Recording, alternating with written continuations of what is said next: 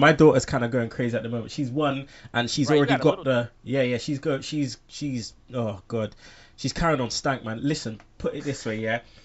She decided to go up to the big 50-inch TV and just bam, just tap, yeah, keep tapping, and you grab her, say, Kida, Daddy said no. And then she looks at you and just starts laughing. I'm like, oh, okay. So you sit her down on the sofa. She'll go and pick up something on the TV. Kida, Daddy said no. You take the thing away. She'll go and pick up a bigger thing. Let's just say this. She'll pick up, say Ultron, right? She'll pick up Ultron.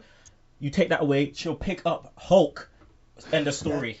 End of story. It's just nuts. This girl's crazy, but it is my genes. So what do I expect? Yeah, you should have been prepared. Crazy motherfucker. Well, enough is enough, and it's time for a change. Are you ready? It is Sunday, and you're listening to the Sunday Segue Wrestling Podcast. Give me a hell yeah! And get some love! Woo, yeah! With Kinny Killa. Hey yo, we're in the big D tonight, baby, and we are live! Woo! I'm the Galdem Sugar Shook. The best there is, the best there was, and the best there ever will be! Cause that's the bottom line! The Stone Cold Simpson! Oh, son of a bitch, if you just heard the glass shatter, that's right, it's the Sunday Segue Wrestling Podcast right here on VOC Nation. It is episode 135, and I am the man of the hour, too sweet to be sour, the one man, no Instagram, Kinny Killa. Now, people, today we have a packed show. It is our Hell in the Cell prediction show. We will be going through obviously the Raw Fallout, looking at the Hell in the Cell predictions. We'll also be going through NXT, and then the usual Shook Stunners, Segway Time Machine, RIP SmackDown in 60 seconds. Well, we will be talking about how to improve Raw, SmackDown, WWE in general, and track of the week. So, without further ado, let me introduce you to my guest this week. He is back. It is my brother from stateside. That's right. It is the one and only Fame Black. Nature Boy Fame Black signing in. What's going on, Kenny? Woo! That's what's happening right now. Fame Black in the building, people. I had to make the prediction show, you know? Like, I know I missed a couple shows that I was advertised for. I was, like, sitting there no showing dates. But the prediction show, I'm always been known for the predictions, famous WWE predictions on YouTube. I haven't done them in a while because I've been part of the Big Slam Nation. But everybody still knows me for predictions, so I had to make this show. That's why I had to holler at my boy, because I know, he has to do that shit. You're lucky I didn't do you like Ultimate Warrior, fucking no showing dates. And R.I.P. Jim Hellwig. But we also have on the show today returning. That's right, Wrestle Review's own Tom Brady, the Tom Brady. Nah, joking. Tom Brady. Morning, everyone. Nice, beautiful Sunday morning here in the UK. So don't know what it's like over in stateside, but excited to do it. Be good. Love the prediction show as well. Always the best one. What's it like stateside, Fame?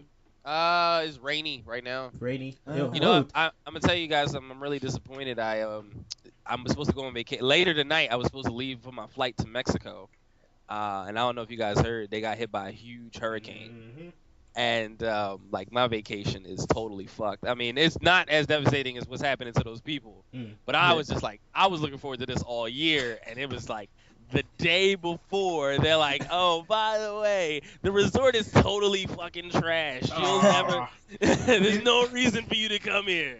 You're just like, what happened to Tequila Sundays? No. No. Oh, shit. No, but I mean, it's been all over our news. It's weird because it's like, one thing I hate about British Revenues, right, news channel, is they try to like merge the two things together. Like, we suffering from fucking typhoons and shit. We ain't suffering from nothing. Yeah. Listen, one day we get a bit of rain and everyone loses their mind. Exactly. 1 minute it's like raining like crazy, and then the next day it's like a little piece of sun and people's wearing shorts and fucking wife beaters and shit. Yeah. And it's I'm telling you, and it's like 10 degrees. It's absolutely not. It's crazy, but hopefully everyone's okay out there in Mexico. Yeah, hopefully everyone's all right. We all right here. It's a little bit of sunny down here in the south. I don't. Oh, well, you said it's a little bit sunny up north. Not bad, not bad. Not bad. But yeah, it's been a weird morning for me. I don't know about you guys, but literally last night, 2 hours sleep. My daughter decided to come next to me and whisper in my ear, "You are not sleeping, Daddy. You That's will hilarious. not sleep." So yeah, 2 hours sleep. Up with her for a little bit. Then I wake up this morning, go downstairs, and my wife and my missus is like super jovial, smile on her face because Little Mermaid's on the TV. I'm like, eh? I mean, we grew up in that era, 90s era. She loves them Disney movies, so I was just like, jeez. I can't remember anything about this. And she's looking at me like I just curb stomped the little kid. Probably did. No, I like Disney. I grew up in that era. I mean, Lion King comes on, and I'm like, oh, Lion King's on. I'm never like, oh my God, it's Lion King. I'm in such a good mood. Yeah, but you know, if it was Aladdin, you'll be going nuts. Yo, Aladdin is the shit though. Oh, all right, enough about Disney. Jasmine is one bad bitch. Oh my God, are you kidding me? Oh god. Second only to Jessica Rabbit is Jasmine. There you go. Okay. I think Pocahontas is a third. Don't let the tote go to your head now, dog. Come on. You need to give me some of what you're saying. Oh shit. All right, let's get into it. Sunday Segue Wrestling Podcast, VOC Nation. Make sure you check them out. We're also Swerve Talk. Big up to my Swerve Talk. You know who you are, people. Website Sunday Segue podcast.wix.com/Sunday Segue. Also on Twitter at Sunday Segue, Segue spelled SEGUE. We're on Facebook. Subscribe to our Facebook. Subscribe to our YouTube. We're on iTunes, Podomatic, Stitcher. Don't forget to download that Double Twist player. Right. Shout outs time. Again, people, if I can't fit you all in, sorry about that, but I'll fit you in next week. So, here we go. Shout out to Kieran Smith, Scottish lad. Kieran, shout out to your boy. Davkine, that's Davkine76. Shout out to Davkine. Daughter of a legend. That's at a legend made me XX. Also, shout out to Mike Mills, and Big Slam Nation, obviously. Okay. Brady, any shout-outs? I don't know about any this week, but big shout out to Tim Sherwood, who's just lost his job. So Shut up. I'm pleased about that. I'm not a fan of Tim, but there you go, Tim Sherwood. If for some reason he's listening, big shout out to Tim. Sorry about your damn luck, son. Oh shit. Fame, any shout-outs? Shout out to the Big Slam Nation. Shout out to Bill Apter for hosting the Apter Cup. That's what we're doing on the Big Slam Nation. It's going to be basically what I was doing with the prediction show. We're doing predictions, all of us, every member of the Big Slam Nation. And at the end, a winner is going to receive, whoever's got the most points by WrestleMania is going to receive a cup or a belt or a ring. We're still deciding. But, yeah, I'm very excited about it. So shout out to those guys. And shout out to the Swerve Talk. You know, I'm technically still a part of those emails. I haven't been working. I'm like on my ass. I don't know what I'm doing. I'm working for real. You know, it's like I just been working my real job. Yeah. So I got to get back into it. Well, you got to shout the Big Slam for me because International Wing. Holla at your boy. Listen, we got a lot of ideas, and they really liked the show that they did with you last week. Bill was on. He said he had a ball. We were talking about you guys. You guys are there in our ideas. Well, I'm gonna get all of you guys on. I need to holler at Big Ray because listen, I've been meaning to holler at that guy for a while. So what up, Big Ray? Big Ray is the man. Yo, he's fucking huge too. He's like 6'9" or something. He's fucking huge. It's like call him Big Ray. Like, yeah, it's not a joke. That's his namesake. Right, so shout out to obviously our business partners in crime, maxwrestling.wix.com/Max Wrestling. Also shout out to Offshoot Radio, the Pigeon Patrol. Also want to shout out the podcast about nothing, our brothers from VOC Nation, Attitude of Aggression, and also Badass Wrestling Podcast. So without further ado, let's get into the Raw Fallout and Hell in a Cell predictions. So I thought bad go home show. In terms of ratings, obviously that's what the dirt sheets have been saying. They brought in legends, but Fame, did that kind of do anything for you? Here's the thing. Everybody's talking about how low Raw ratings are right now, all-time low, all-time this and that. You got to remember now there are many different ways to watch Raw. there's probably more viewers watching Raw on YouTube the next day than there is watching on TV. And also, it's like, oh, this all-time low ratings. You got to remember, in the 90s, whatever the numbers they were doing, it was only over the course of 2 hours. When they say they have 3 million viewers, that's for 3 hours. That's still a lot of fucking income. That's still a lot of money. Not to mention they make money off of the YouTube views. They're like, I don't feel, and then everybody still has, everybody's paying for the network.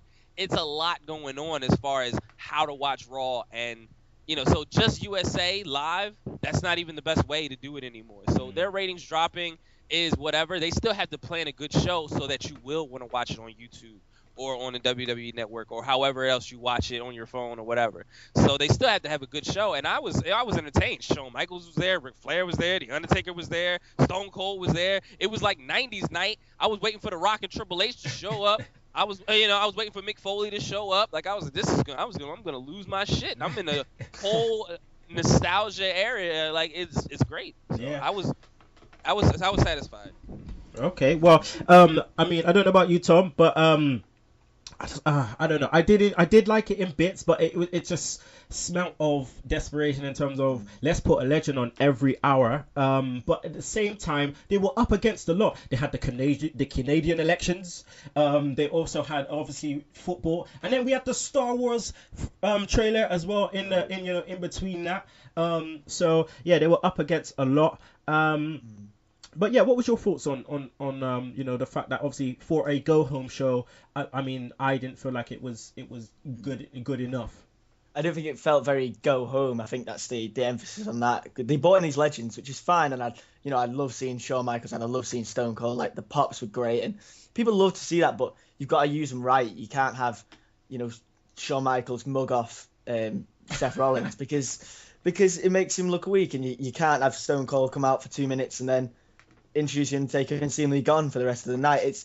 I think just having a bit more interaction with each other rather than just having one segment and then they're off. And then I just thought a good point you made then, famous. Like the YouTube channel is like brilliant for the WWE YouTube channel. Is fantastic. Like there's so much content on there. Like every day there's something new to see and enjoy, and all the top tens, everything. But the highlights of every Raw and every SmackDown being on there is great for the fans. It's a good thing for them to put on. But it must be hurting the product somewhat, because I've a couple of weeks ago I didn't have time to watch Raw, so I caught it on that, and it's a good way to consume the product in like 15 minutes. Like it really, I didn't feel like I missed anything, and then I catch up with another couple of things. If there's a segment I want to see the full version of, I'll try and find it and get onto it. But I can see why some people maybe are turning towards that direction, because it's a really easy way to consume Raw. Like all of it's there. And it's in, like I say, 15 minutes rather than 3 hours. And with all the adverts, you've got to question whether that will happen for much longer, because they're obviously seeing that it's the number one channel on YouTube now. And it's be interesting to see where they go with that. Yeah, because especially for us Brits, obviously, over there in America, it's on like 7 p.m. or something Eastern or whatever time it is. But over here, I mean, it's on at like midnight, 1 p.m., something like that. You know what I mean? So it's on my record, and I record it, and actually, to be honest, I don't even have time to watch it on TV anymore. Like I watch it, sometimes on my phone while I'm washing up or whatever. You know what I mean? Like because I haven't got time to sit down and watch 3 hours of Raw. You know what I mean? Like sometimes on the Tuesday, so the next day, if my missus is gone out, I'll just I have my daughter and I'll just fast forward through that shit, certain parts like submission holds and shit. It's like fast forward, but that tool definitely on the YouTube is definitely good. But I want to emphasize on what you just said about Seth Rollins as well. Famed Seth Rollins went toe to toe with HBK, but it seemed he was like so inferior, and I didn't like the way they had to like pull so far apart from HBK and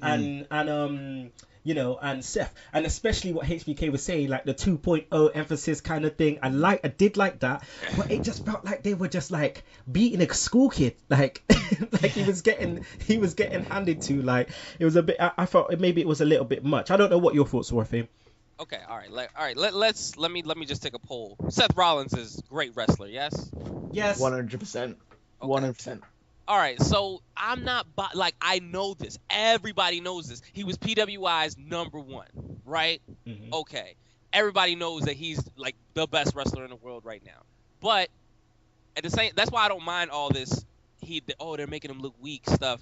That's like, to me, in my head, I see like the plants for the angle. Like, ever since he won the belt, Kane been saying, I helped you win that belt. Triple H is saying, we're going to protect you. We're going to help you. We're going to do this. We're going to do that. Undertaker coming in and saving him. All this stuff to make him look weak.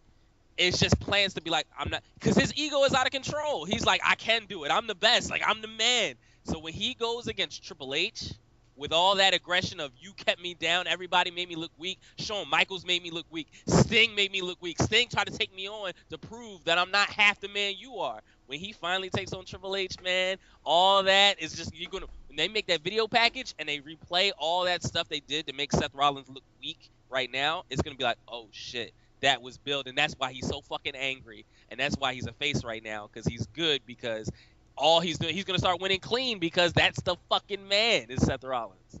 See, this is what I love about our show. We ain't no sheep. Everyone got different bloody views, and that's what it's all about. Because if we were all singing from the same hymn sheet, it would be boring, right? Okay, so now, Tom, I thought it was weird, that there was no Kane. I thought that was weird.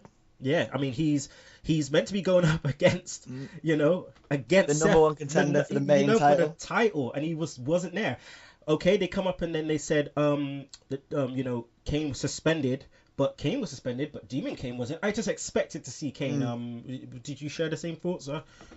I just think not having the number one contender there is. It does feel a bit weak. Maybe it makes the show look this is supposed to be the biggest title. It's supposed to be, the number one match. And I was running through the card the other day. I wasn't online. I was just at work, just writing it down and thinking of who I predict to be winners. And the last match I came to was Rollins versus Kane. I forgot. I was like, take a Lesnar, and then it's Reigns Wyatt, and then it's New Day Dudley's. And then at the end I came and I was like, oh, it's John Cena and the to be announced. And then I was like, oh, and then Rollins Kane, because it feels a bit like an afterthought. And that's no fault of. I think it's no fault of Rollins, and I don't think it's any fault of Kane either, really. I think it's just people just aren't buying into it that much. I think I can't quite put. I think like the angle's been done not terribly. I think it's been okay, but they've been so choppy with it, like mishmash, like here and there, and there's no real consistency in it, and I think that's really weakened it. And also, this is just another point. We've also just seen Kane versus Seth Rollins a couple of weeks ago, on Raw. And a little thing for you: every single match on this card, barring the John Cena one, because we don't know who it is, we've seen every single match within the last 2 months, at least in some content. Obviously, take Lesnar, SummerSlam, New Day Dudley's. We've seen that at NSG. We've got Charlotte, Nikki. We've seen that at Night of Champions. We've got Kane and Seth. We've got Wyatt and Reigns. We've seen them. And Owens versus Ryback. We've seen every single one. And I think maybe that's an issue, because if the match isn't new and isn't fresh, people are going to lose interest in it, because you've seen these things happen before. Like, I don't think many people are interested in Owens versus Ryback, because we've seen it before and there's no story there. So I think that's the issue. Like, the booking has been. The stories have been okay, but because we've seen everything before, nothing feels fresh, nothing feels new. I get what you're saying. For me, though, I think obviously they've got to build a feud, so obviously they're going to do it over a certain amount of certain amount of time. But what I think I agree with you on is what they're doing with the feud is they do certain things to make you think, oh, the feud's finished. Like for instance, why the hell, right? Have the New Day being, continuously being put through tables? That should be the end. That should be the payoff. That should be the payoff. Done. Like, that should be the payoff there. Win the tag titles. Where's the table? Put them through the table. Done. But it's like every week Xavier is getting put through a table, and it's like, okay, what's gonna happen? What is there left to happen? Obviously, maybe Dudley's winning the title, but you make your tag champions, look kind of weak. But what tends to happen is when they do this, the tag champs go over. So Dudley's put them through the table. That's it. But yet New Day still end up having the titles. But I mean, I don't know. It's more so New Day taking a win and looking strong, and then the Dudleys retaliate with the table so they don't look weak. They're the Dudleys. You can't make them look weak because everybody would be upset. Oh, well, do you see? All right, do you see the Dudleys splitting up thing? And them giving Bully Ray a run? No. It is Dudley's. It's all for the nostalgia, and it's good that they can still wrestle. But nobody wants to see Bully Ray. Nobody wants to see the Reverend Devon. Like that's. Oh, hold on! I never said nothing about he called my name. What is he gonna do with Bully Ray? He's just gonna go right back because I think that's what he do in real life. Like that's how he talks. So it's just keep them together and hope that we can get the Hardy Boys on, and then maybe give Edge a new neck. And just bring back, we just bring it all back together. Speaking of Edge, I saw him on Flash last night. What the hell? Yeah, man, Edge is an actor now. He was on Flash. He got to do something to feed Beth Phoenix kid. Oh, jeez. All right. Now that's what I wanted to ask you, Tom. Shield reunion. Okay. Your thoughts on Fame. I want your thoughts after. I loved it. I thought the match was good, like really good. Like as a Raw match, it all made sense. Rollins leaving, sneaking away, made a lot of sense. I just think, and then the desperation that obviously Ambrose had to show, getting the kendo stick because they were man down. I thought the story of the match was brilliant. I thought it really flowed. Obviously, all of the performers really flow very well together. We've seen that before, but it felt like, again, when you were saying before, maybe a little bit like it was a Shield reunion, like trying to just drag in more ratings. Like it didn't feel that important. Like it was really good, and I really enjoyed it a lot more than I thought I would when I first heard it announced. And I thought it was a really good match, to be honest. So I'm not going to complain about a really solid match being on Raw. Okay, Fame.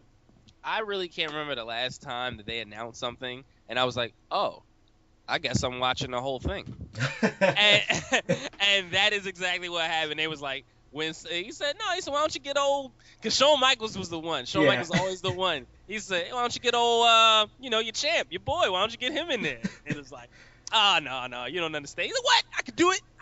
I'm Seth Rollins, goddammit. And it's just like, it was perfect because it's like, everybody's talking about Shield reunion. Everybody's talking about it. We all kind of want to see it, but it's like, all right, we're seeing it, but we're not seeing it the way we want to see it. They're not all on the same page, but it was still cool to just see them like, oh, okay, so they're all back in it. It was perfect to me. And then Seth Rollins leaving, and the fact that they still can't bring down that fucking monster. Braun Strowman. Who is gonna take him down now?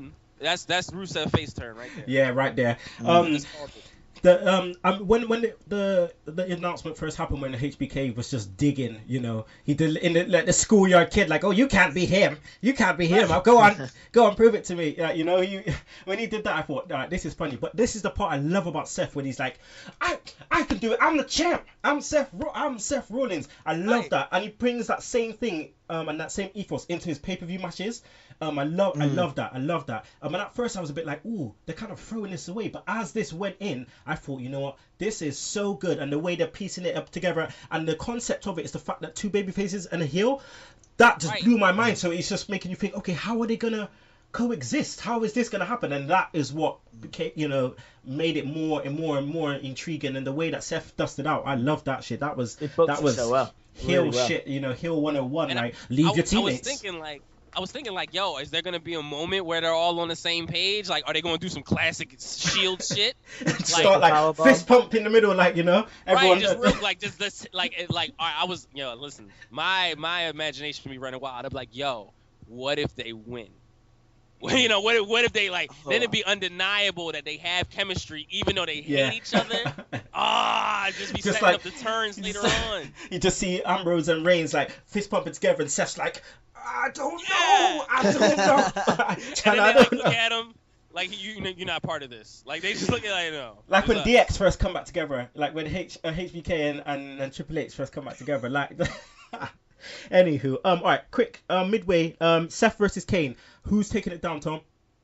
Well, I think it's an obvious answer. It's going to be Rollins, and I think if it's clean and well done, I think the match will be okay. I think it'll be a better match than a lot of people are probably anticipating.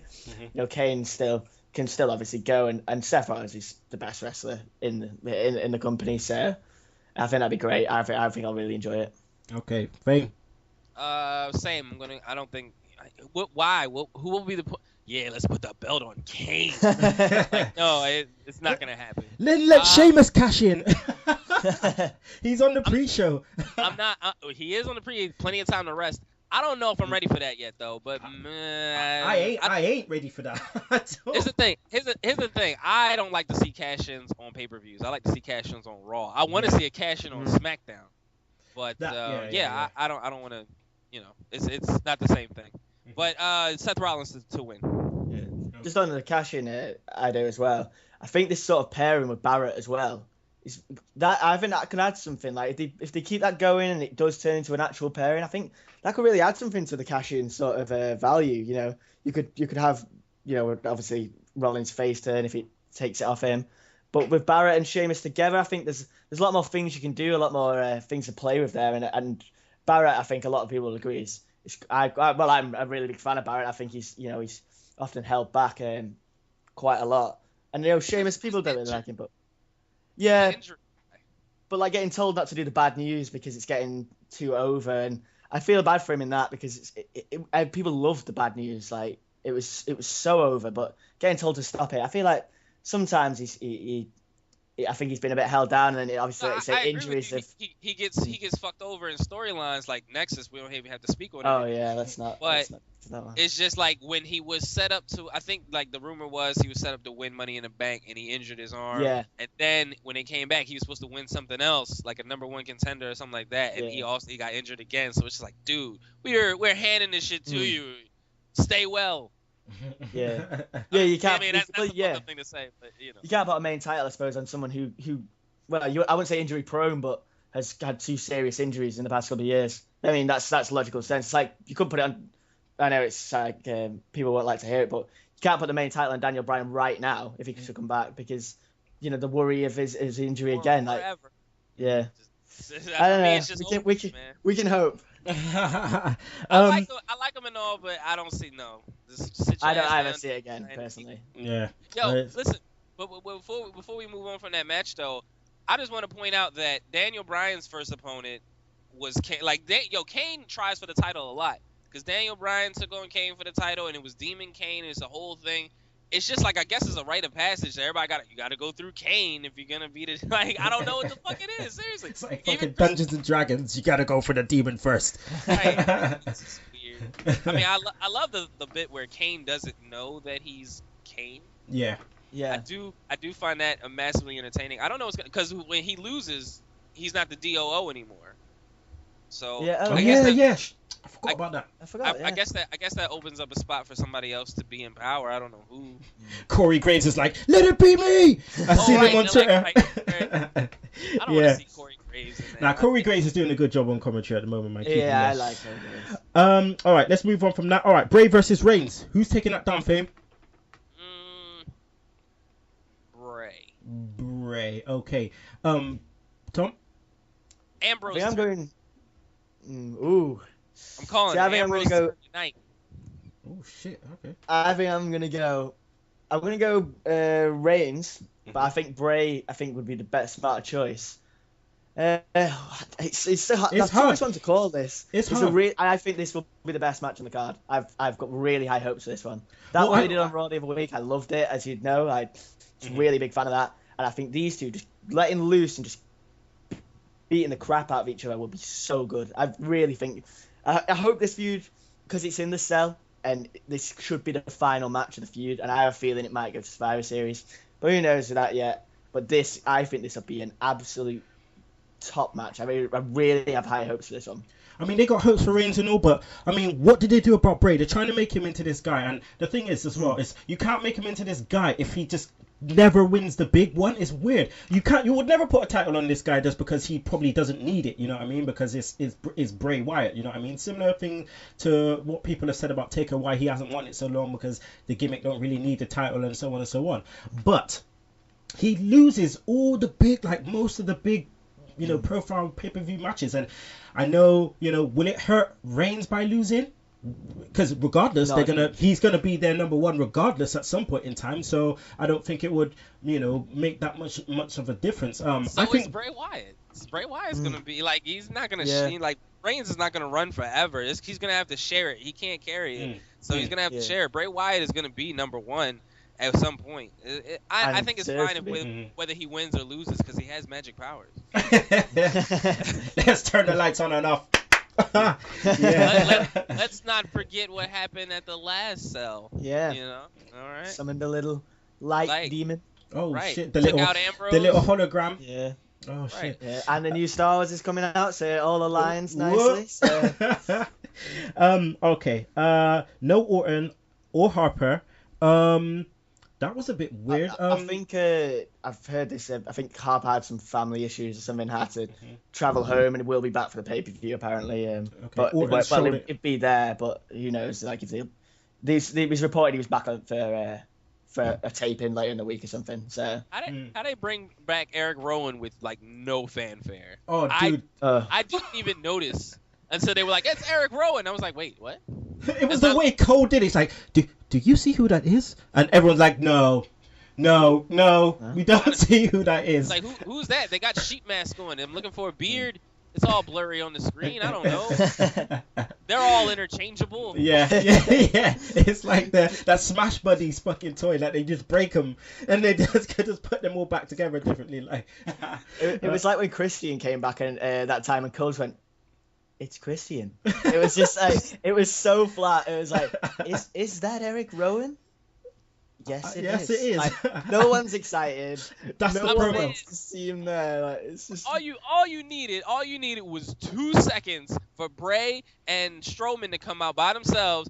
Bray to grab a mic and just be like, "My new brother has returned," and that's it. That's all you needed. Yeah. There's a little bit One right line. there. And then we get that funky American horror story theme song.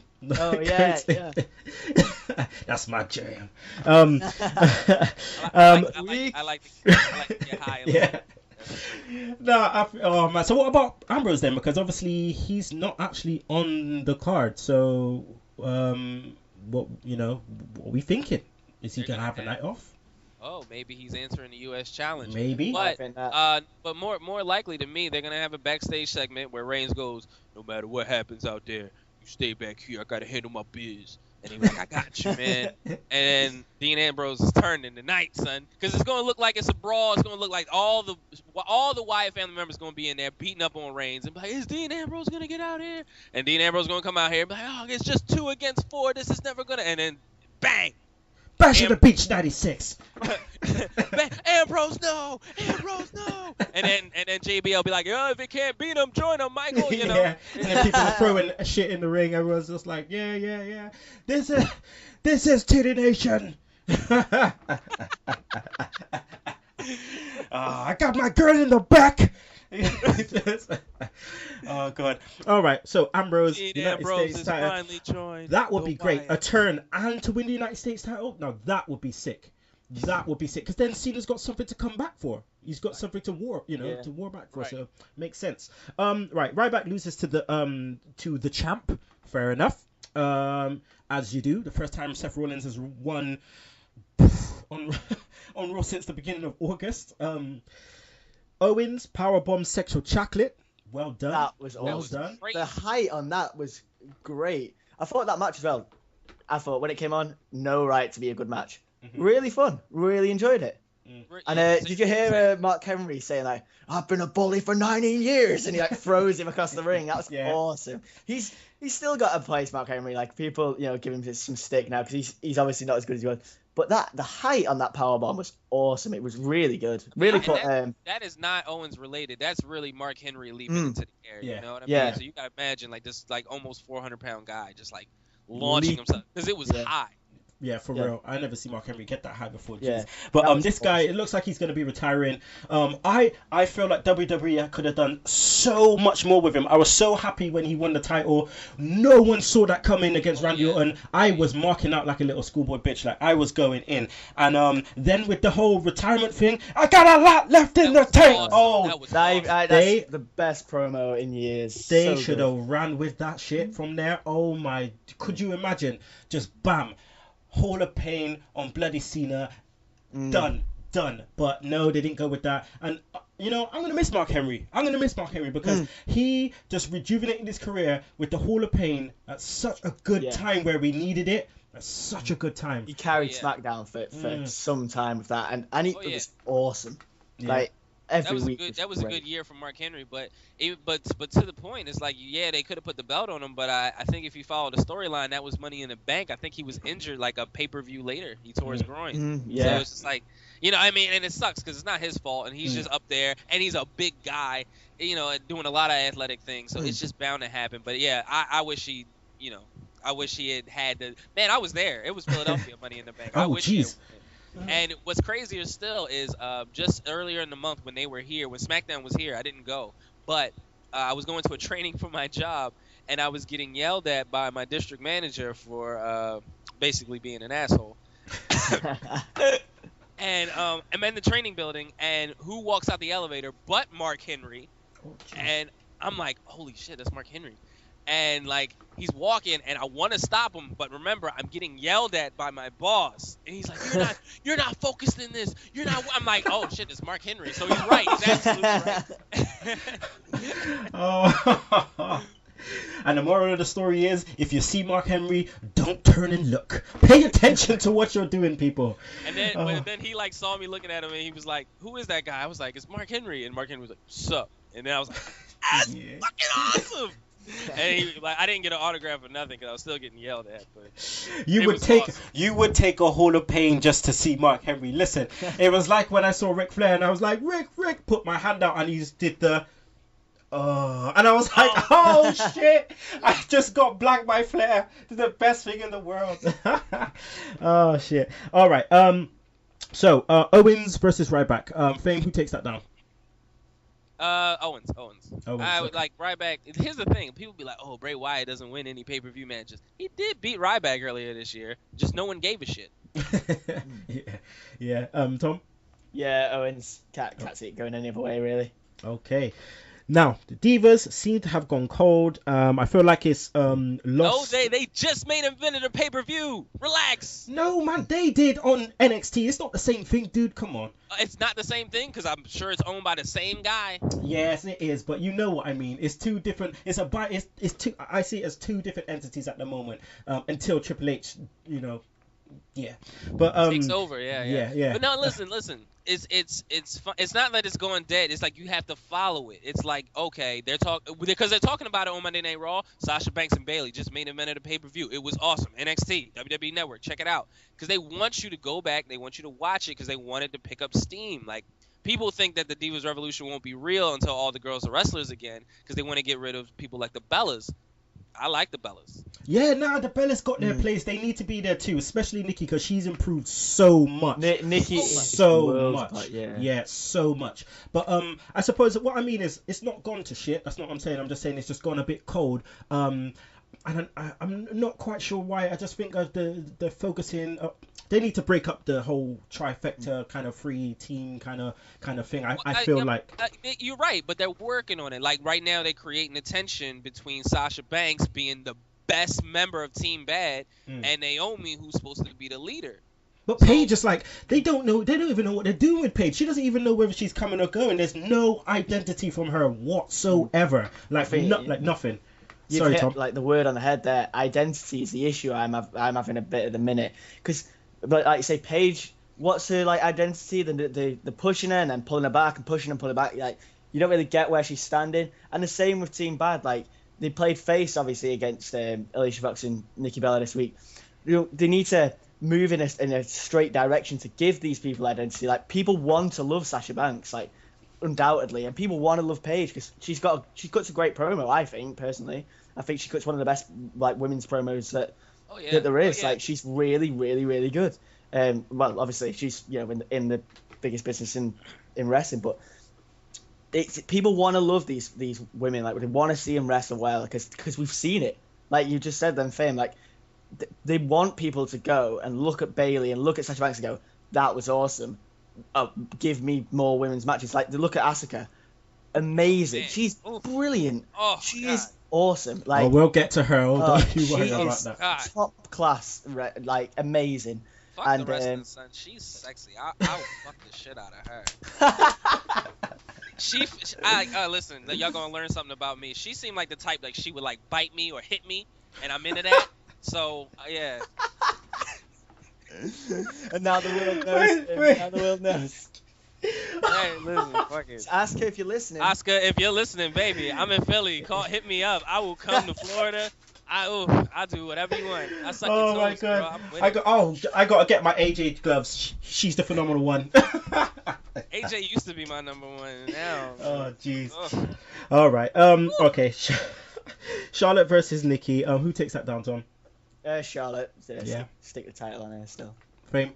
I feel like we're going to get some interference. I mean, I think Charlotte's going to win, but I think Paige or Sasha or Naomi, somebody's going to show up and make their claim to be the next challenger tonight. Okay. I tell you what would make some interesting, viewership and definitely squeaky ass time for the divas if Alpha Female turned up and just decided just to knock two shits out of every diva out there. Listen, That would be crazy. Yeah, listen, Alpha Female. Like I said last week, she messaged me on Twitter the other day saying thanks, but listen, I'm gonna keep mentioning you, girl, until I see you or I hear something about a tryout, because it's time. They need the dominant female. They need someone in there yeah. Anywho, okay. So, Cena and Dudley's versus New Day. New Day can't do no wrong at the moment.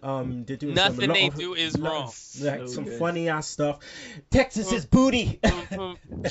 Listen, when that song comes on, I start shocking out like, it's a new day. Yes, it is. I'm clapping around. I'm just like, yeah, that's my jam. Like, and it's just Kofi every time he's just.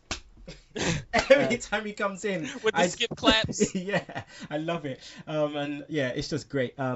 Again, the trombone got broke. Oh man, the trombone got broke. But obviously they're trying to make them a bit more serious. Yeah, they're trying to make it a bit more It's serious. good. It's good because they broke it and it's done before it could get old. Yes. Yeah. So it was like we, as fans, we still want to see more trombone because we haven't really got tired of it yet. But it's gone. Now you're like, man, I wish they brought the trombone back. So like, you'd be just mad about it. It's perfect. Actually. Oh god. And I don't think they're out of ideas. They keep. No. It's like it's so nice to see when you got three guys that understand each other, know each other, got chemistry, can do something just like that by just being themselves. It's so like sometimes they say it's so hard, but it's so easy because. You just let them run, let them be themselves, let them run, and now we're seeing more character out of Kofi than we've ever seen. Like, I right? love Kofi now. I absolutely love Kofi at the minute. It's like forever. I was like, what? Are you serious? Like, with a new day. Yes. But Woods, he got the win. He got the win rolling up Devon. Again, I talked about overselling the table spot a little bit, but New Day versus Dudley's tag titles on the line. Fame, your prediction? It's a tables match, right? I'm not Is sure. it? I don't think I so. don't think so. I thought that's what they were leading to. Because Um, every time they faced each other before, it's been a disqualification. Tis true, and it does make sense. Tom, would you look that up for me, please? From what I can see, it's just a tag team match for the titles. There's no. I can see like they're obviously leading to that, like you say, but it doesn't appear to be on this one, which is a bit odd actually. Now you say it. Well, it seems like a normal one to me. Okay then. Then if it's a normal match, then the New Day can keep winning the way that they've been winning. If it is a table match, like I thought it was, here's the thing: I thought it was a tables match because of all the tables and the fact that they can't get a clear-cut winner because of disqualification. So I was thinking like, well, it's gonna be 3-on-2, so the Dudleys are gonna have to even up the odds, and that could open the door for a Spike Dudley nostalgia moment, or maybe just even taking up Rhino from NXT and bringing him in, just to be like, oh, we're ECW guys or whatever. So I just thought it would be a nice little spot, but at the end of the day, the New Day still need those titles. Yeah. Okay. So New Day for you, yeah. Tom. Yeah, I think I'll have to go New Day as well. I think the Dudleys are going to win the titles eventually, but like you say, I think like Fame was saying, it's going to be in the tables match, like surely.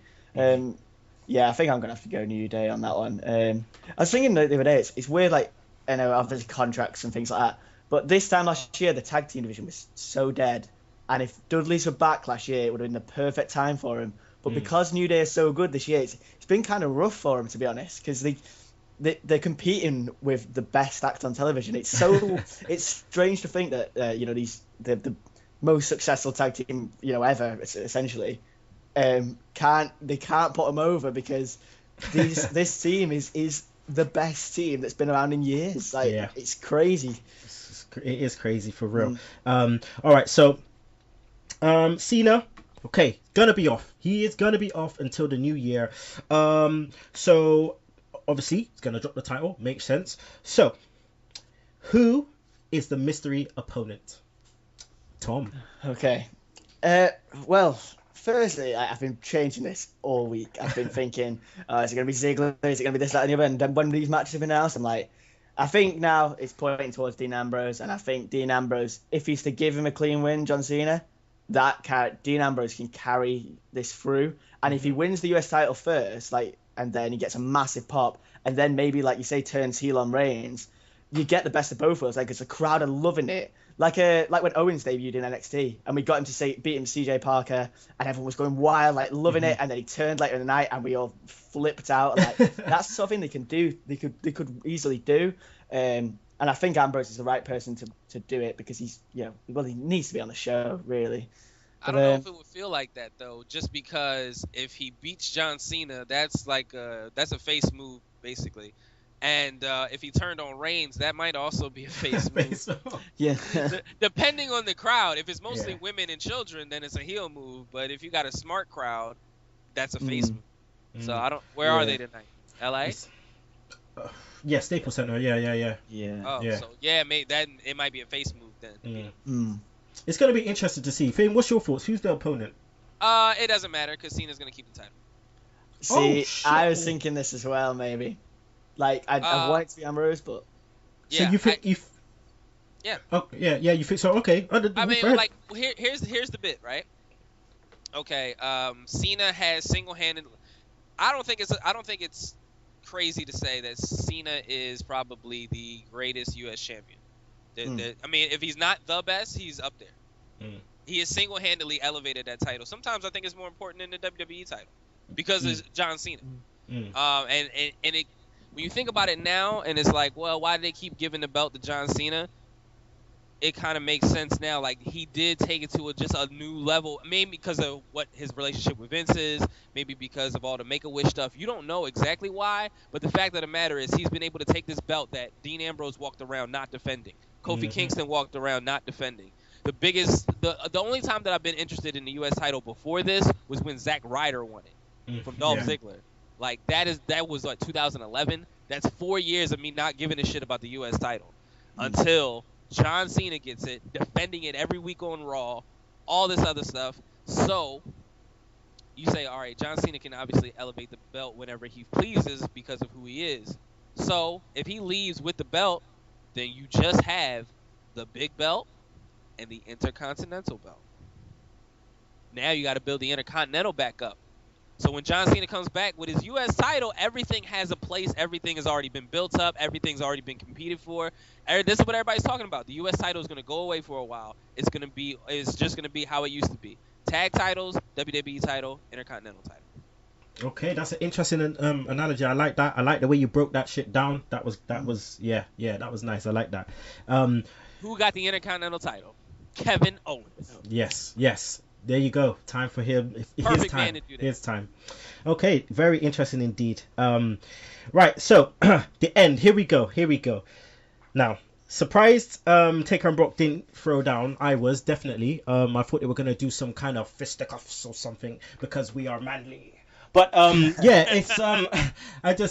it surprised me. Definitely surprised me that they didn't throw down. But at the same time, I think we're going to get a massive match. That's why they didn't obviously need to throw down. We didn't need to see that because of what we're going to see tonight. With that being said, the talking, there's been enough talking. That the dust is going to settle soon. The match is tonight. Let's just go straight to the prediction because right about now, it's still a bit up in the air. No one don't know what's going down. That didn't look like that went down too well, Fame. It didn't look like that went down. But yeah. So Tom, who is taking it down?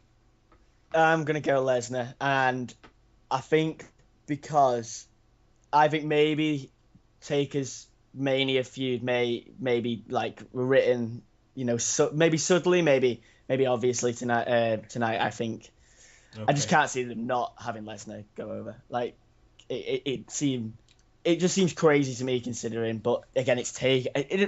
I can't call it. I'll go Lesnar and I'll pass it on to Frame. All right, Frame. Man, all right. Trying to put it together. I've heard a couple things I like. I like the idea of Sting interfering, taking out Taker, but I don't like it because I'm not a fan of old people versus old people. But I can't, like, you're right. I can't see no other way for Lesnar not to go over. Like, this is a match with no rules. Brock Lesnar's gonna fuck you up. He's a fucking killing machine. I mean, like, regardless, like, Undertaker's cool and everything, but no, listen, and the reality is he's an old man, and Brock Lesnar is a fucking destroyer, conqueror, suplex city, all the other catchphrases.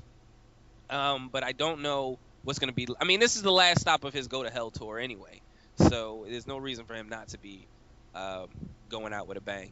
But I don't know what's next for The Undertaker or Brock Lesnar after this. Well, seemingly, it seems like they're go into this so quick because obviously there's no point for them going to WrestleMania with this. Vince has got something up his sleeve. Those two have separate opponents. Now, what I'm thinking, well, what the dirt sheets are saying also is that maybe Brock Lesnar's Undertaker could win, and maybe Brock Lesnar's WrestleMania opponent will interfere tonight. Now, I am interested to see who these two will be facing at WrestleMania because it's not going to be each other. So who is there for people, for them to kind of face? So it's going to be interesting. We should probably get some kind of answers tonight, hopefully, as to where, who's going where. There's no doubt in my mind that Sting will have another Mania match. So it's just going to be very, very interesting. So, all right. So those were the predictions. Right about now, we're going to go to a break so you can hear from our sponsors from VOC Nation. And then we'll be back talking NXT. So don't you miss it. Live from the In the Room studios located in the Net Carrier Enclave. This is the VOC Nation Radio Network. Hey everyone, it is your favorite knockout, Mickey James, and you're listening to the VOC Nation. Hey there, hi there, ho there. Thanks for coming on down. It's Save Wrestling, the podcast, and the business-making town. I am your award-winning hostess with the mostest, Shelly Funtime Martinez, and she is my co-host, Dazzling Danielle. Woo! Hello out there. And together we are the Martinez Girls. You finally did it. And you can join us here Monday, 6 p.m. Eastern on the VOC Nation as we save wrestling together, Danielle. Fighting crime. Woo! And we're back, people. Sunday Segue Wrestling Podcast, episode 135. It's your boy, Kinny Killa, here with my boy Fame Black and also Tom Brady. So, we're going to talk NXT now. So, let's just go through this, guys. We start NXT. Asuka versus Billie Kay. Now, they have obviously, now they've given Billie Kay music. She's coming out. She's got an insert promo.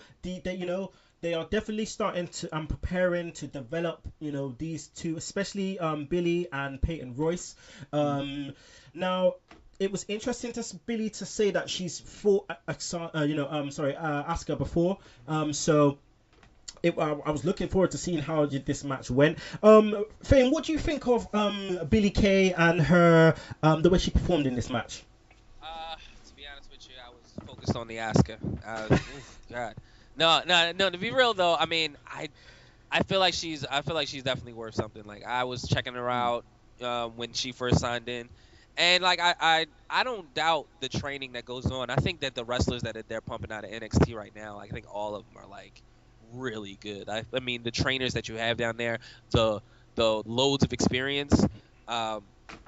It's hard not to get a good wrestler out of there, no matter what it is that you think a good wrestler is. Like, obviously you got a Baron Corbin who's not a great technical wrestler, but I think his character is phenomenal. Mm-hmm. So it's stuff like that. Like, it's hard not to get good when you came out of NXT, and I think that's the point. And I think I'm looking forward to so much, Tom, the way that Sarah Del Rey could work with these two girls, because if we see how Bailey started and look at her now, man, that match was phenomenal. Yeah, Peyton Royce and Billie Kay, they've both got some size on them. They both can wrestle. They're indie wrestlers. They both can wrestle. So there's not that much that Sarah Del Rey has to do. She just has to work with them in terms of their character and the way they're presented on NXT. So I think that they can do a good job with her. In terms of Asuka, though, her feud, what feud would you like to see her go to next? Because obviously Bailey is the one that everyone kind of shines to, but that's not going to be the next one. Where could you see her going? Would it continue with Dana Brooke, or will she go somewhere else? I think maybe continue with the Dana Brooke Emma sort of thing, and they've not really got any other real strong heel females in the company apart from Alexa Bliss, but obviously she's currently in the title picture really. I don't really know where they're going to go with her, but I think she's that good. You don't have to she's one of those people who's so good you don't have to know exactly where she's going to enjoy her. She is awesome. I know she was saying that with Billie Kay and that as well. When they get come out of their jobber gear and they come out with an actual character and they have more to do, because she got some good offense in. They gave her a lot more than I thought, and as well in the Alexa Bliss match as well. They both got really good offense, but if they add a little bit of character here and there, they could build those two up as well to be really really solid members of that roster, because they've got to keep churning it out as you know they're coming through and through and through, and they're just getting better and better. Yeah, so, it's great what they're doing down there, man, and time will tell. We'll definitely see what they can do with them. And Asuka, oh my God, this woman, William Regal is an absolute boss. He is an absolute boss. The way the guy sees something and thinks she will. These girls have gone up. I need someone to absolutely transform. Again, this division. Asuka, this woman is crazy. The way that she gets them into the armbar straight away, just from Irish whip into the, oh God, it's just it's a thing of beauty. And thank you for bringing back the crossface chicken wing. Thank you so much, because I love that. It looks fucking devastating. Man, it looks so good. I just like the what's it called? The chain wrestling of it, the armbar, flip round to the other armbar, then into the chicken wing. It's just stop it, please. You're messing me up. Messing me up. That's the shit I'm trying to do with her. Oh, I know what you're trying to do. But naked. I'm trying to get her in the chicken wing. You know what I'm saying? I'm behind her with the chicken wing. I'm choking her out a little bit. Oh, man. All right. We saw Nia Jax promo again. This time we actually see her. She'll be returning next week. That's so weird. How weird is that? She debuted and then they're like, oh yeah, but she's not here this week. But she'll be back next week. Yeah, I know they got to spread it out in it, so they kind of trying to remind us. She's shaped funny. Well, we spoke about her last week, and we said that, for me, it's not. I don't care what she looks like. That's don't bother me. Right. It's not I don't think she looks like a wrestler or anything. Yeah, no. That's what I'm saying. I mean, it's what was weird for me is just, I think the way that they were kind of presenting her in the video package, and I felt like a little disconnect. I didn't feel I could disarm you with a smile. I didn't get that. I didn't get that straight away. I got she's the Rock's cousin and she's getting a chance and she's smiling and she's almost like the way the Rock come out when he first, with a little curly perm at the top of his head. Right. And you know what I mean? But it's just weird. Anywho, I suppose we'll talk more about her next week when she comes on back on. But listen, I like her though. Let me say, she's not on Asuka level, but no matter. But I think it's her outfit that really makes her look awkward. Well, we'll see what she comes out in next week. Hopefully they change right, that. I hope that they did take that into consideration. What she was wearing in the video promo looked much better compared to You should put her in something a bit like Awesome Kong or something like that, because she's a huge woman, but they put her in things that makes her look even bigger, makes her look like a boss. That. Don't make her look like girl. She's a bit. I think they made her look bumbling, maybe. She's stumbling about a bit. It made her look a bit maybe stompy as well. She, just put her in something that accentuate the positives, accentuate her size with something that makes her look like badass, some huge thing. I think it's a simple fix, and I think she could be really good, to be honest. Definitely, look at the way they dressed Jessica Havoc. Exact. You know what I mean? She had the haircut to go with. Bam. You know what I mean? Like, yeah. Right. We had Enzo and Cass versus Dash and Dawson next. I am really, really impressed with Dash and Dawson and the way they've kind of started bringing around this kind of brain buster reunion kind of Arn Anderson, Tully Blanchard kind of thing. They're wearing the red coat. They got more character. Both of them on the mic are so much better. Like, so much better. I'm just so happy that these guys are given a chance. Now, Enzo and Cass got the quick win, fame. Were you surprised by how, they had the quick win and then they just allowed them to kind of go over on Enzo and Cass by just taking them down and beating them up? I always think that's a little bit fair. You get a win and then you're mad about it, so you kind of even it out. Like, you wouldn't have beat me, you got a little lucky. I still got energy, obviously. You know what I mean? Like, that's kind of like, you didn't beat the shit out of me, you just pinned me real quick. Like, it's a difference. And you got to give dog. How over are Enzo and Cass, man? Ooh, man. Yeah. So, they could have lost the match and they wouldn't have lost no steam, no momentum, because they're the shit right now. Like, do you think they're definitely needed on the main roster? No. Keep them away because of New Day. Keep them away. Just keep them away. Period. I don't ever want to see them on the main roster. They're an act that, like, Tyler Breeze. I'm scared for him because I think that he's a very NXT like. Yeah. It's just something like some things you see on an independent you don't want to see on TV. Because they're not going to do it the right way. And like the fact that NXT is small, that Tyler Breeze entrance when it comes on and all flashing cameras, it feels like the whole arena is lighting up. It didn't have that feeling on SmackDown because that's too fucking big of a stadium.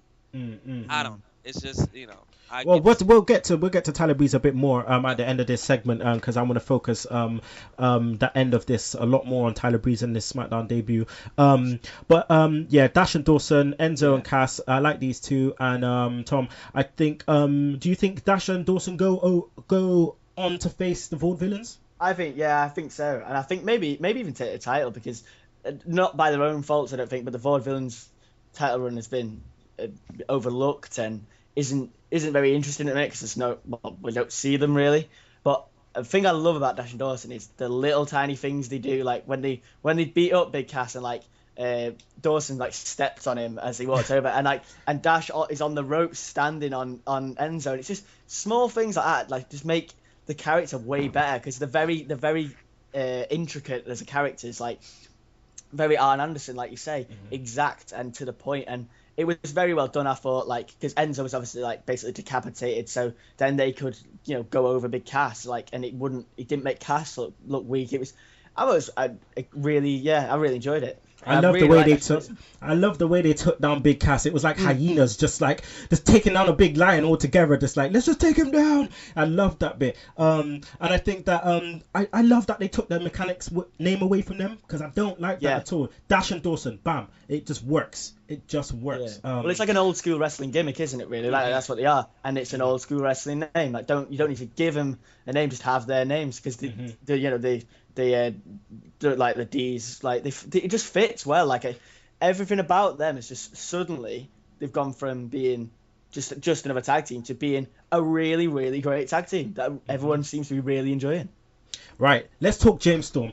Listen, we all knew this was going to happen, but I was waiting to see what was going to happen on the show. And man, the way the crowd kind of like, they did not see that coming. No. It was just like, it was great to see. It was absolutely great to see. The way James Storm come out and everyone was like, wait, whose music's this? What the fuck? James Storm. Oh man, what do you think, Fame, man? I loved it. I always love when they do things like this. Yeah, I don't read the dirt sheets or nothing. So it was genuine shock for me. Oh shit, okay. Like, I'm just watching and I'm just like, it was a point in NXT where I'm just like doing other stuff and I'm like, on a computer, on my phone, whatever. And damn, there's a cowboy music. I'm like, what the fuck? Oh, holy shit, it's James Storm. Holy shit. You know something's going down when Danny Burch is coming out and someone's debuting or something like. Oh man, yeah. It was cool though. I thought it was badass, man. I don't think he missed a beat. He had the rope and everything. He had the cowbell, had the cowboy hat. He looked like a kid in the candy store. He was like, I cannot believe I'm here. This is gonna be amazing. I absolutely loved this. I thought it was brilliant, and I thought the James Storm has been a great wrestler for how long now? Like, you know, he's been in Beer Money and things like that. Like some of the one of the best tag teams that I've personally ever had the pleasure to watch. Like, and it was perfect. I thought, yeah, like you say, he didn't miss a beat. He looked the part. They kept his cowboy gimmick, which is really good for him. I think he really suits it. Didn't really like his finisher, but that's one of them. A lot of people have weird finishers in NXT, it seems sometimes. But he didn't miss a beat. He was absolutely brilliant, and the fans ate it up, and I loved it. It was great. Even at the end, sorry about your damn luck. I love that. And his music's great as well. It's just a testament to like NXT. Like, you never know who's gonna show up. You never know who they can get. I mean, who else has been there this year? Juice and Thunder Liger. Oh God. Samoa Joe. All right, like anybody can come out of anywhere, whether it's for a night or to stay. It's crazy. So I was like, oh, goddamn, here they go picking up the TNA talent. I think that's the best bit about it. There's so much good talent in TNA, but that, you know, TNA, a lot of people have issue with it. But, you know, EC3, Bobby Roode, like, even if they're just going into NXT just for a match or two, even someone like Rockstar Spud just for a match or something. Yeah. They've got so much talent and they're so good, but the Impact as a show just it doesn't deliver what people necessarily want. Like the Wolves as well, like what a tag team. Like people like that coming in, and if they're there for, like you say, like for one match, or if they're there to stay, they can really, really like relish in this. I think it could be really good for a lot of TNA talent. Like Austin Aries as well, like he's back in TNA now. Oh, dude, listen. If this guy shows up, the guy shows up. Oh, that's it. That's someone you sign forever. I mean, you got to think about it, man. It's just repeating itself. I mean, Vince is doing what? Well, I mean, technically it's Triple H, but Vince is doing what? He's taking the best talent from all the other promotions, and now they're all mad. But it's like, it doesn't matter. I got enough money to take your best talent, and I'm going to throw them on TV. Not only am I going to throw them on TV, I'm going to throw them on TV, and I'm going to put them on a network where I have over 1 million subscribers. So I'm guaranteeing more than TNA ratings, at least 1 million. So come to me. If you want to be a wrestler, you want to do this for real, you want to sell some of this crack, you better come over to me. I'm just waiting for WWE have now bought all TNA's video library. That's right, I'm waiting for that. Right, yeah. And then there's so many more good matches people coming now. in. And it'll be another DVD. It'll be like the Monday night scrimmage. Like, what's a small name for a fight like the Monday night scrimmage? And it's like TNA never really did the ratings. The Monday night scuffle. I like that. The Monday night push and shove. And then it's like, interviewing everybody about it, and like interview Vince, like, Vince, how did you feel about TNA? Who? The Monday night noogie, just Monday night.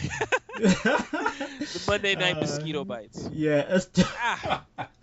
Oh god. All right. Tom, Apollo Crews video package. Now they're doing the same thing that they did with Finn Balor. Finn Balor's video package, the 3-parter, was great. Now they're doing the same thing with Apollo Crews. I absolutely love this because one thing I love about Apollo Crews is obviously he's great in the ring and all that, but one thing I didn't like is I feel like there's no connected with a character per se. But this brings out the character even more, and I'm so glad they decided to do this with a video package. The guy was crying and stuff, talking about his mum and all that kind of stuff. Like, it makes you kind of relate in some way or feel like you kind of know these guys. What was your thought on the video package? I love.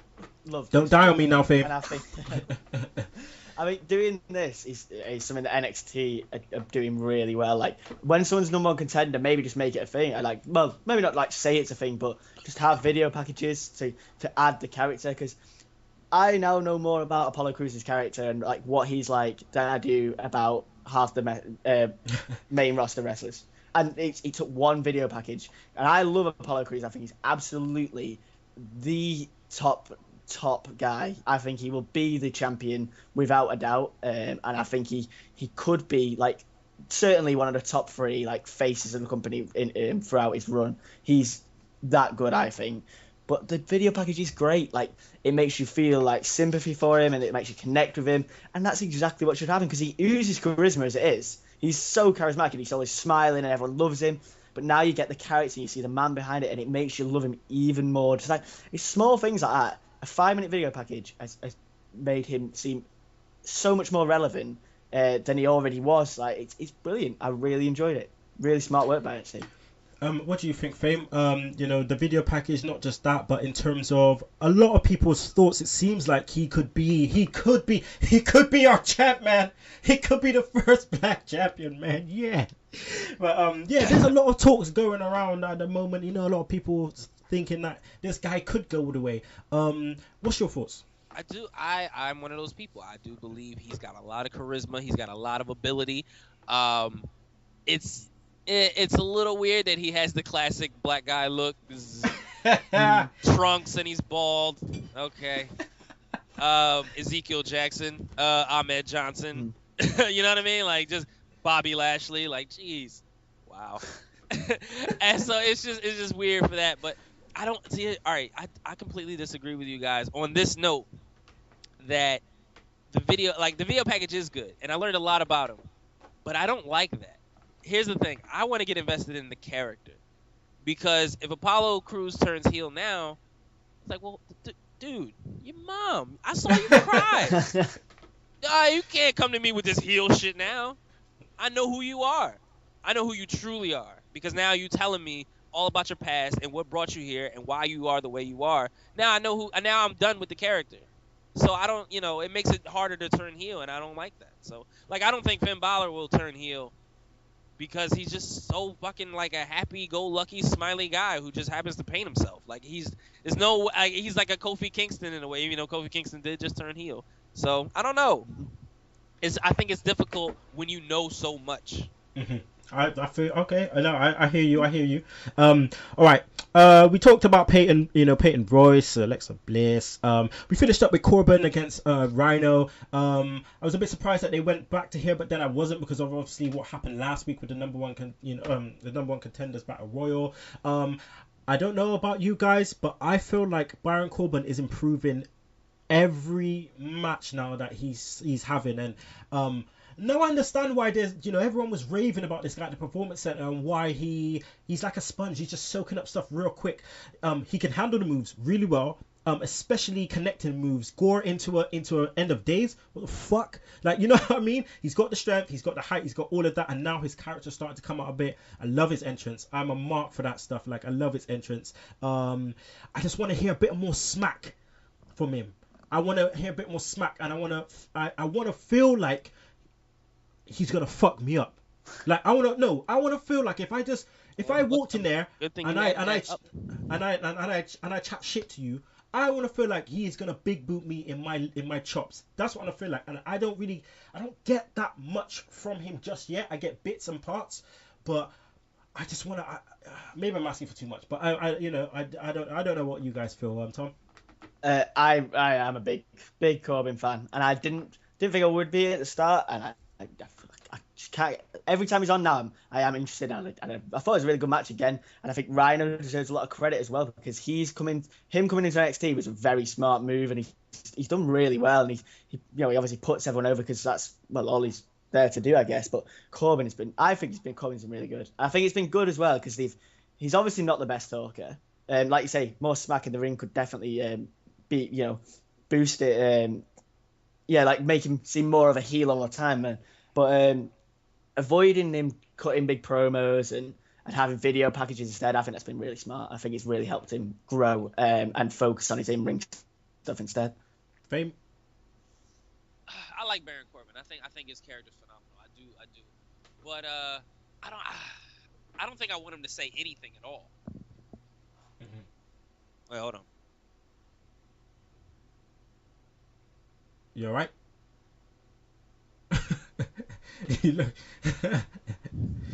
Yeah, I don't think I want him to say anything at all. I think like I get what Fame's saying there. Like I think him saying less is certainly a positive in some senses. Like I think he definitely he's definitely there's definitely something about him, this silent but sort of deadly character that's really going over, and people are really enjoying it. I think I'm surprised, but now how good he is, I'm not surprised. If that makes sense. Mm-hmm. Yeah. No, I feel you. All right. So Tyler Breeze has now gone on to SmackDown. He's acquired, I should say, he's acquired Summer Rae. I say he's acquired Summer Rae because he didn't get that. He didn't want. I don't think that he wanted Summer Rae, so he acquired Summer Rae, and it looks like he's going into a feud with Ziggler. What was your thoughts, Tom, on the way he debuted? I actually thought this was really good. I think Summer Rae, credit to her, because I think she's been really good on television recently. I think she was the reason why the Rusev Ziggler feud wasn't it wasn't great, but she made it not the worst thing that you've ever seen. Like, she was really good. And I think, it's an interesting pairing. It obviously sets up the feud with Ziggler, which I think a lot of people thought maybe might be his first feud. I thought it was really good, and obviously Ziggler sold the supermodel kick and things like that. I thought it was really good. Like, I don't know if debut on SmackDown is that's the only issue. Is SmackDown and basically everyone saw it off, because they were just reading on the internet. Like, I doubt many people watched that and they didn't know. And then Tyler Breeze comes on and like, oh my god, it's Tyler Breeze. Like, yeah, it would have been like, oh, Tyler Breeze is on, I'll watch SmackDown. Yeah. So, I mean, for me, it was like Tyler Breeze is on. Okay, let me just fast forward to that bit on SmackDown, see that bit, and then just turn it off. Yeah. Just turn it off. I'm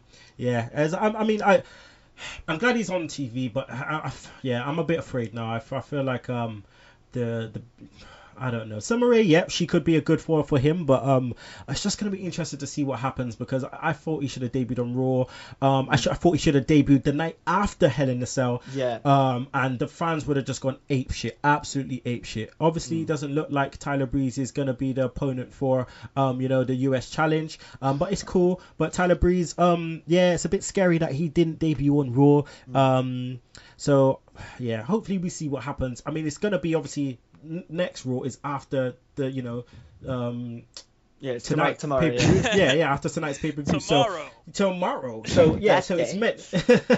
So it looks like obviously he should be on Raw tomorrow, and the crowd was he's wild in the crowd. He should go crazy. You know what I mean? The people should go crazy. Oh my God, it's Tyler Breeze.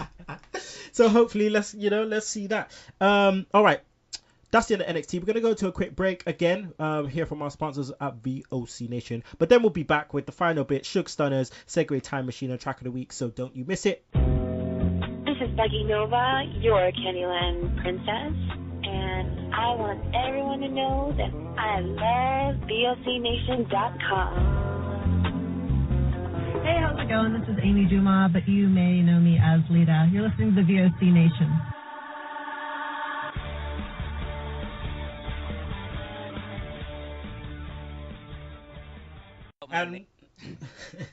And we're back, people, for the last part of the Sunday Segue Wrestling podcast. In case you didn't know, it's episode 135. In case you didn't know, it's your boy Kinny Killa. In case you didn't know, it's Fame Back. In case you did not know, it is Tom Brady up in the building. Right, so time for Shug's Stunners. So, Shug Stunners. By the way, people, I know you're thinking, where's Shugs? What's up with that? He is still about. Don't worry, he will be back. He has taken a hiatus at the moment. It's been 23 weeks or something like that. It's been a long time. This is starting to be a bit of a gimmick, but it's all good. He will be back. Don't worry. He misses y'all. I don't think I've ever done a show with Shug. I don't think you have either. Because when you've been on, he's either gone to the NFL or something like that. So yeah. He's just building that massive pop for his return, I know. isn't he? Yeah. She's about finally. But he will be back, don't worry. But Shug Stunners, let's go for Jobber of the Week. So Jobber of the Week. Who do we give that to? Do we give it to Mark Henry? Do we give it to Mark Henry? Do we give it to Xavier Woods for taking another spot through the table? Who else is there? Who do we give it to? It's a tough one this week because no one's really stood out, I guess. As well, maybe even, I don't know. Rusev. Yeah. Okay. Job of the week goes to Rusev. No, sorry. I'm not gonna say it. Fame, do your thing. Rusev peanut butter. Rusev hopscotch. I love that shit. Fame, your impressions have been on point from start to finish today. They've been great. Yeah. All right, so we give it to Rusev. All right, move of the week. Move of the week. Shall we give it to should we give it to maybe the powerbomb through the table? Has there been any? Oh no, The pop-up Owens. powerbomb. Owens yeah. pop-up powerbomb on Mark Henry. That's Most just- definitely. That takes that. That's a Wrestler- pay-per-view move. That's a pay-per-view finishing move. Like, Wrestler of the week. Wrestler of the week. Who do you reckon takes that down? Such a weird one. There hasn't been Yeah, any wrestling. Yeah. I know Still- it has been a good one. Seth Rollins. Seth Rollins. yeah, I Yeah. think I'd have to agree. He's just Okay. good enough. Yeah. And Okay, two matches on one show. Like, you can't really... and he beats Cesaro as well on SmackDown, so Yeah. 2 wins as well. Yep. Definitely. Okay, so we give it to Seth Rollins. All right. So, Segue Time Machine, people. Segue Time Machine. So we're gonna find out what happened in wrestling today, October the 25th. All right. So October the 25th, Ivory won the women's title in 1999. Bret Hart also won the United States title. We also had Billy Kidman and Conan winning the World Tag titles, the WCW World Tag titles. Kurt Angle won the TNA World title in 2007. John Cena won the WWE title in 2009. And what else happened here? We had Halloween Havoc 1992. Spin the wheel, make a deal. With the main event was Sting defeating Jake Roberts. And we had the WCW heavyweight title match, Ron Simmons defeating the Barbarian. We also had Halloween Havoc 98, which was that debacle of a match between the Ultimate Warrior and Hollywood Hogan with the fucking fireball in the eye go wrong. We also had Bill Goldberg versus Diamond Dallas Page, where the pay-per-view went off air and they had to re-show it again on Nitro the next night. Absolute madness. And then we had Bragging Rights 2009. Who remembers that pay-per-view? That will put butts on the seats. John Cena defeated Randy Orton in a Anything Goes Iron Man match for the title, and he beats him. This is also the one I believe where we had a fatal 4-way for the world title, where Undertaker defeated Batista, CM Punk and Rey Mysterio in a 10-minute match. But let's see what happened on the Monday Night Wars in 1999. Raw. Guess what rating, guys? Raw had 1999 October. 6 maybe. Okay, Fame. I say A 6. Is your mic on? a 6. Sorry. I said 6. Okay. I was using it as a Cyclops. All right, so the rating was 5.6 they got, right? And this is what was on the show. We had the tag title match. We had Edge and Christian defeating the Holly Cousins by DQ. Holly Cousins was still champion. Ivory defeating the Fabulous Moolah for the title. We had Big Show versus Prince Albert. Chyna and D'Lo Brown defeating Chris Jericho and Stevie Richards. Mankind defeating Triple H by disqualification. Kane defeating Bubba Dudley by disqualification. We had a steel cage match. Bulldog, Kazan Bizarre versus Test.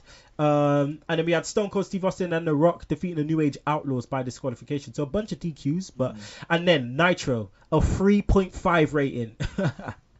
And we get in this match, we get we get a WCW World Heavyweight Title tournament. Norman Smiley defeating Bam Bam Bigelow. Lash LaRue defeating Kurt Hennig. Perry Saturn defeating Eddie Guerrero. We had Meng defeating Medusa.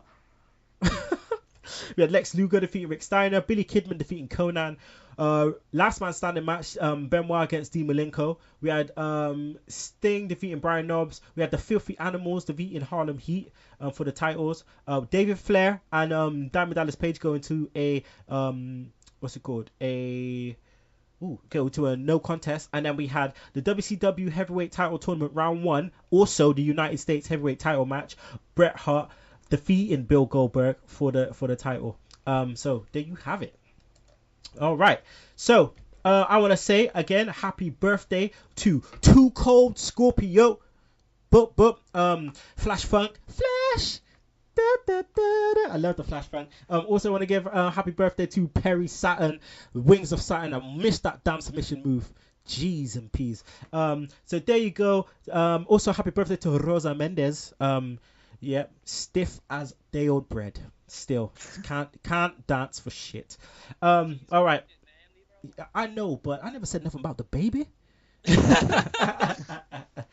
Leave the babies out of it. All right, people, that's the end of the show. Sunday Segue Wrestling Podcast, another one in the can. I want to say a massive thank you to my boy Fame Black for coming on. Please let the people know where they can find you on the Twitter. Okay, on the Twitter, on the Facebook, on the Tumblr, especially because I'm a Snapchat extraordinaire. It's all the same. FAMEBLACK. You gotta follow me. I'm doing some crazy shit on Instagram. I don't know. I'm just wilding out. It's pretty good. Nature Boy Fame Black signing off. And also I want to thank my boy Tom Brady for coming back on again for Wrestle Review. Please make sure you let the people know where they can find you on the Twitter. Thanks for having me again, Kinny. Really fun again. It's just at Wrestle Review on Twitter. WR for Wrestling, WR for Review as well. So yeah, just hit me up anytime and have some nice discussions about something. Yeah. People, it's been a great show. We will be having the next Retro Roundtable coming up in November. Royal Rumble 1994. I love me that, where Taker gets buried by Big Yoko and about 30 other guys. Everyone came out. Even Kabuki, the great Kabuki came out. So I'm looking forward to that, obviously, as well. The Royal Rumble, Bret Hart, Lex Luger, double winners. So we're looking forward to that. That'll be November the 13th, I want to say. So make sure you check that out. Our guest will be Dave and Gates from the Attitude of Aggression podcast. We'll be back next week, also obviously with the same shit that we always do. And track of the week is Asuka. That's right, it is Asuka. Track of the week theme song. And if you don't like that, people, you know what you can do. You can choke on that, slap nuts. Woo!